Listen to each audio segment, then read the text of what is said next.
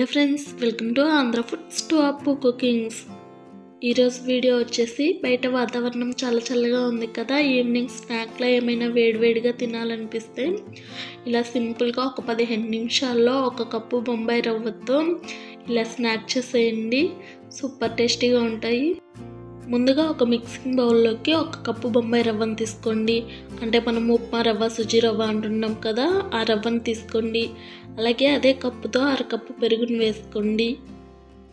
1/2 tea spoon సాల్ట్ని కూడా వేసుకోండి. కొంచెం బేకింగ్ సోడాని వేసుకోండి. ఇక్కడ చూడండి, నేను ఒక 1/2 టీ స్పూన్ బేకింగ్ సోడాని వేసుకుంటున్నాను. ఇలా అన్నీ వేసుకున్న తర్వాత ఒక్కసారి అంతా బాగా కలపండి.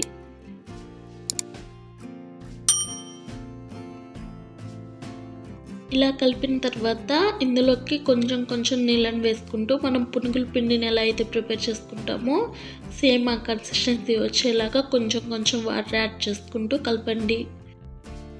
ఈ స్నాక్ రెసిపీ చేయటం చాలా సింపుల్ అండి. రవ్వ నానటం కోసం ఒక 10 నిమిషాలు టైం పడుతుంది అంతే, కానీ లేకపోతే జస్ట్ ఒక 2-3 నిమిషాలకే అయిపోతుంది. మీరు ఏదైనా కానీ అప్పటికప్పుడు స్నాక్ రెసిపీ చేయాలనుకుంటే ఈ రెసిపీని ఒకసారి ట్రై చేయండి, మీకు తప్పకుండా నచ్చుతుంది. చూడండి, రవ్వ అనేది ఇలా ఉండాలండి. అంటే మరీ అంత లూజ్గా ఉండకూడదు, అంత గట్టిగా ఉండకూడదు. ఈ కన్సిస్టెన్సీ వచ్చేలాగా కలపండి.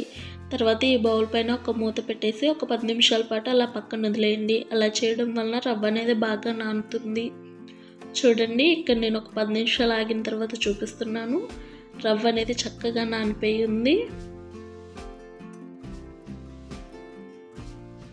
తర్వాత ఇందులోకి ఒక ఆనియన్ని ఇలా చిన్న ముక్కలుగా కట్ చేసి వేసుకోండి.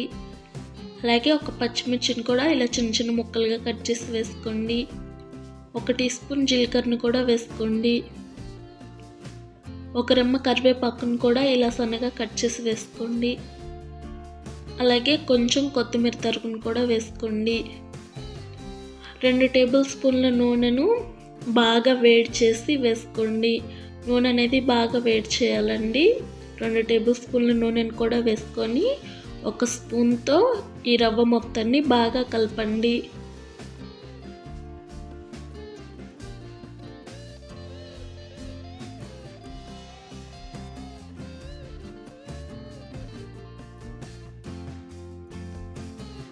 చూస్తున్నారు కదా, ఇలా కలుపుకున్న రవ్వను ఒక పక్కన పెట్టేసుకొని తర్వాత స్టవ్ పైన ఒక కడాయిలో డీప్ ఫ్రైకి సరిపడా ఆయిల్ వేసుకోండి.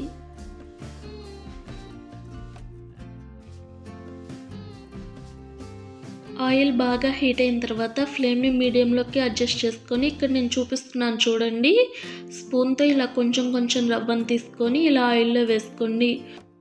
మీరు ఇలా వద్దు అనుకుంటే చిన్న పునుగుల్లో అయినా వేసుకోండి, లేదంటే మనం వడలు చేస్తుంటాం కదా, అలా వడల షేప్లో అయినా వేసుకోండి. ఇక్కడ నేనైతే చేతులు ఏమీ పెట్టకుండా చూడండి ఇలానే స్పూన్తో వేస్తున్నాను.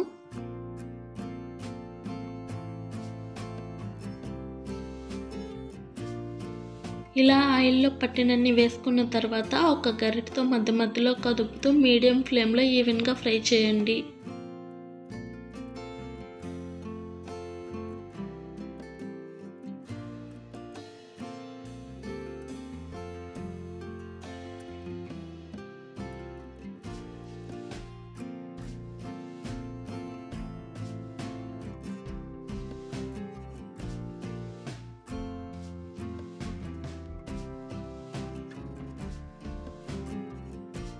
వీడియో కొంచెం లెంత్ అవుతుందని నేను స్పీడ్ మోషన్ పెట్టాను.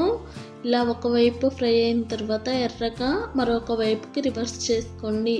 చూడండి, ఇక్కడ ఇవి ఎర్రగా ఫ్రై అయ్యాయి కదా, ఇంకా ఇవి ఒక ప్లేట్లోకి తీసేసుకుందాం.